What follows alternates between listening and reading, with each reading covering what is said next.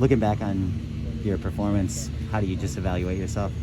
Yeah, I made some little mistakes here and there. I felt like my eyes and my reads were really good. Missed a couple throws. I think that's just part of it, just getting back into it, getting back to live game action and all that stuff. But I thought overall I made really good decisions, and I was like pretty precise, and I had good timing and all that stuff. So I was happy with it, and I think that there's still some room to grow.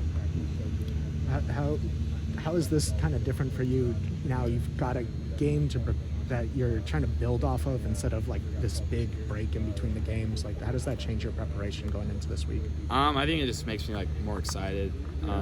Just trying to stack like each experience that I can get and just make the most of it.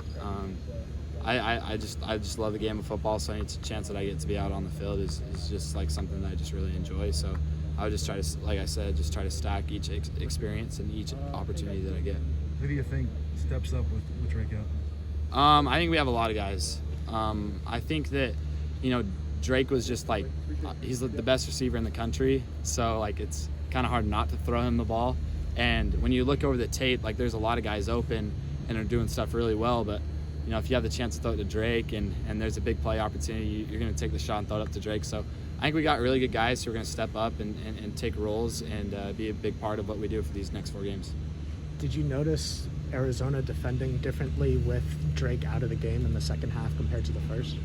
No, not really. I think they kind of like stuck with their game plan.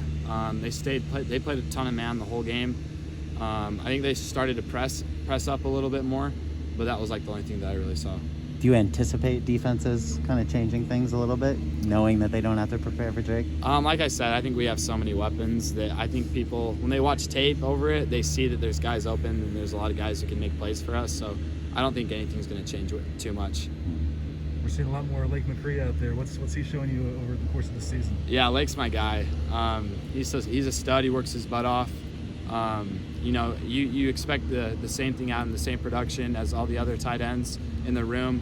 He brings like a young juice that's really exciting, and he's just super fun to play with. So I expect him to do a lot of big things and to be a big playmaker for us. What's it like when you're waiting on the sideline, knowing you're going in the third drive or whatever it may be, just counting down the series until you get your opportunity to go in there? Yeah, I think as the time approaches, you get like a little more butterflies. But things just like the whole game plan kind of changed up a little bit. We knew we were going to get our opportunities, and the coaches were going to make their decision on who was going to go make it.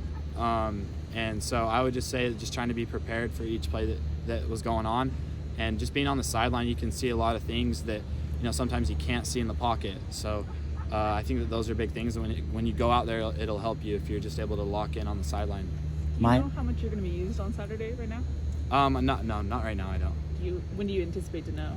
I think we're going to have conversations throughout the week, and the coach is going to be super upfront with us, and we're going to be informed the whole week. Is there any thought about redshirting or protecting the red shirt? Not right now. I think I'm just trying to prepare each week and just do the most that I can to be ready for whenever my number's called. Mindset-wise, do you just come in anticipating that it might be a split? Is that just the easiest way to come in? I think that, like I said, like we're going to just keep competing at practice, keep looking over game tape, and our coaches will, we'll have good conversations, and we'll just be ready whenever our number's called. Let's do one more. What's the dynamic between you and Keaton on the sideline, kind of taking a leadership role, talking to linemen and offensive guys and all that? I think it like helps benefit our team a lot.